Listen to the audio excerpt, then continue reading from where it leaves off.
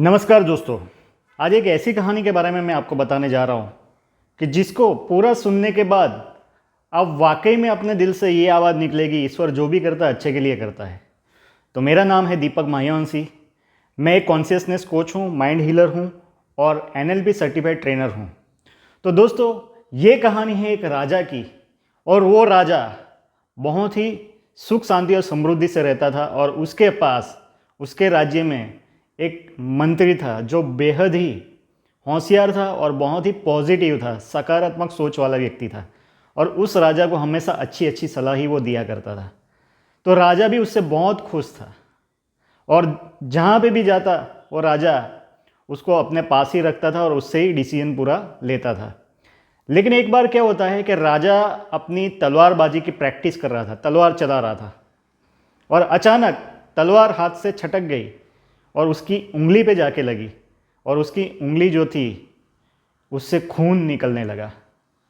तो राजा बड़ा पीड़ा से करा रहा था और उसने मंत्री की ओर देखा कि मंत्री मुझे कुछ सांत्वना देगा, कुछ अच्छे बोल बोलेगा जिससे मेरी ये पीड़ा में मुझे राहत हो। लेकिन वो मंत्री ने राजा की ओर देखा और उसने तुरंत बोला कि राजा जी, जो भी होता है अच्छे के लिए होता है। और राजा को बड़ा गुस्सा आया क्योंकि उसको इतना दर्द हो रहा था और मंत्री ने उसको ये शब्द बोले कि जो भी होता है अच्छे के लिए, मेरी उंगली कट गई उसमें अच्छा किया है, मुझे दर्द हो रहा है उसमें अच्छा क्या है। राजा का दिमाग उस समय काम करना बंद कर दिया था, तो उससे बड़ा गुस्सा आ रहा था। उसने तुरंत बोला कि सैनिकों, इस मंत्री को उठाओ और सीधा कारावास में डाल दो, जेल में डाल दो। और मंत्री को सज़ा हो गई जेल की। उसके कुछ दिनों के बाद राजा को जब थोड़ा सा अच्छा लगा तो उसने सोचा कि चलो आज शिकार पे चलते हैं। तो उसके कुछ सैनिकों के साथ वो जंगल की ओर निकल गया शिकार के लिए। वो घोड़े पे सवार था, उसके सारे सैनिक भी घोड़े पे सवार थे और जंगल में वो धीरे धीरे आगे बढ़ रहे थे। अचानक राजा को एक हिरन दिखा और उसने उसके शिकार करने की सोची, लेकिन हिरन जो था वो भागता जा रहा था, भागता जा रहा था।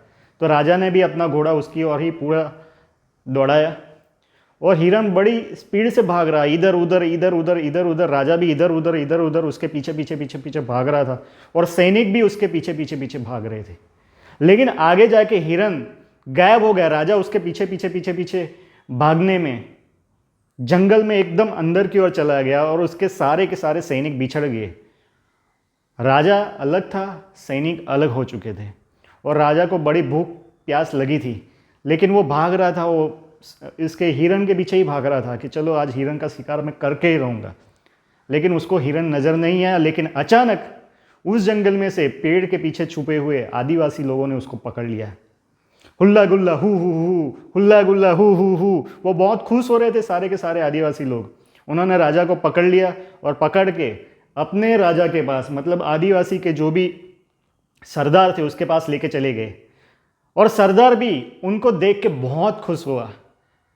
और वो लोग खुश क्यों हो रहे थे? क्योंकि उनको आज माता जी की पूजा थी, देवी माँ की पूजा थी और उनको बलि चढ़ाने के लिए एक हट्टे कट्टे अच्छे इंसान की ज़रूरत थी और ये तो खुद राजा मिल गया था। तो वो लोग बहुत खुश हो रहे थे। तो तुरंत ही सरदार ने हुक्म दिया। तो आदिवासी जो भी लोग थे उन्होंने राजा को पहले नहलाया, फिर उसके बाद में उसकी पूजा करने के लिए जैसे ही आगे बढ़े तो उन्होंने देखा, एक आदिवासी की नज़र गई कि यार राजा की तो उंगली कटी हुई है। उन्होंने तुरंत सरदार को बताया और सरदार ने तुरंत उसको रोकने के लिए बोला कि इसकी बलि नहीं चढ़ सकती क्योंकि इसकी उंगली कटी हुई है और ऐसे इंसान की अगर हम बलि चढ़ाएंगे तो जो देवी माँ है वो हमारे ऊपर कोपायमान हो जाएगी, गुस्से हो जाएगी। और इसीलिए उन्होंने क्या तय किया कि वो राजा को वो जंगल से बाहर तक छोड़ दिया अपने घोड़े के साथ। और राजा जान बची तो लाखों लाखों पाए, खुश होता हुआ अपने राज्य की ओर आगे बढ़ गया। और घर पे जाके वो मतलब कि बड़ा दुविधा में था, साथ ही बहुत खुश था कि यार मेरी ज़िंदगी बच गई, मेरी ज़िंदगी बच गई। और अचानक मुझे याद आया कि हाँ यार, मेरा मंत्री सही कहता था कि जो भी होता है अच्छे के लिए होता है। अगर उस दिन मेरी ये उंगली नहीं कटी हुई होती तो आज मैं बलि का बकरा बन गया होता, मेरी बलि चढ़ चुकी होती। वो बहुत खुश हुआ। तुरंत वो मंत्री के पास मिलने के लिए जाता है, उसको आज़ाद करता है कारावास से और उसको भेंट के बहुत रोता है कि यार तेरी बात बहुत सही है कि तूने सही बताया था कि जो भी होता है अच्छे के लिए ही होता है। लेकिन मुझे एक चीज़ समझ में नहीं आई कि मेरे साथ तो अच्छा ही हुआ, मेरी उंगली कटी, मैं जंगल में गया तो मेरा बलि नहीं चढ़ पाया कटी हुई उंगली के कारण, लेकिन तुम्हारे साथ तो बुरा हुआ। तुम्हें तो खाम खा ये जेल में बंद रहना पड़ा इतने दिनों तक, तुम्हें तो पीड़ा हुई, तुम्हें तो तकलीफ हुई। तो मंत्री बोलता है कि नहीं राजा जी, जो भी होता है अच्छे के लिए ही होता है। तो राजा जी ने बोला कैसे, क्या ये जेल में रहना वो तुम्हारे लिए अच्छा था? बोले हाँ अच्छा था, क्योंकि याद करो आप जब भी शिकार पे जाते थे मुझे लेके जाते थे और मैं हमेशा आपके साथ ही रहता था। भले सैनिक लोग बिछड़ जाए कि नहीं बिछड़ जाए, लेकिन मैं आपके साथ ही रहता। और अगर मैं आपके साथ होता तो आप तो बच्ची कटी हुई उंगली के कारण बच गए, लेकिन मैं तो ठीक था, आपकी जगह पे मेरा बलि चढ़ जाता। इसीलिए जो भी होता है अच्छे के लिए ही होता है।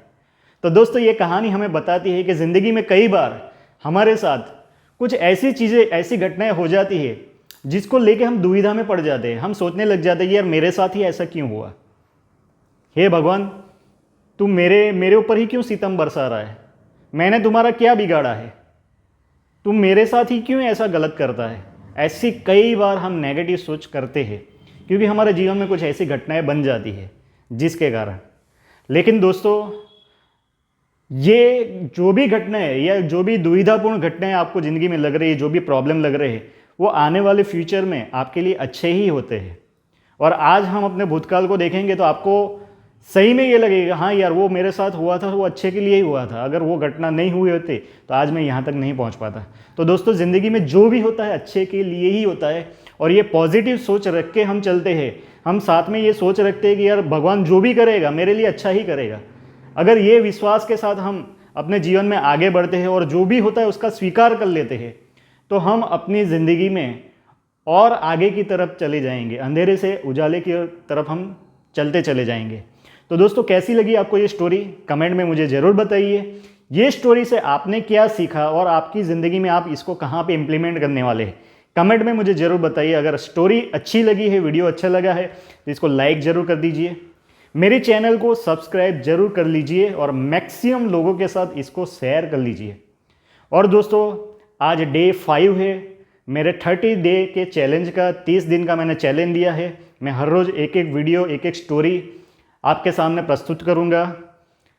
तो आने वाले समय में नेक्स्ट स्टोरी के लिए आप रेडी रहिए। कल फिर मिलते हैं एक नई स्टोरी के साथ, एक नई नाम देने वाली स्टोरी के साथ। तो आप लोगों के प्यार के लिए बहुत बहुत शुक्रिया। आप लोगों के प्यार और लाइक कमेंट की वजह से ही मुझे मोटिवेशन मिल रहा है। तो ज़रूर से इस वीडियो को लाइक करें, कमेंट करें और शेयर करें। Thank you so much. मिलते हैं नए वीडियो में नई स्टोरी के साथ। आप लोगों का बहुत बहुत धन्यवाद।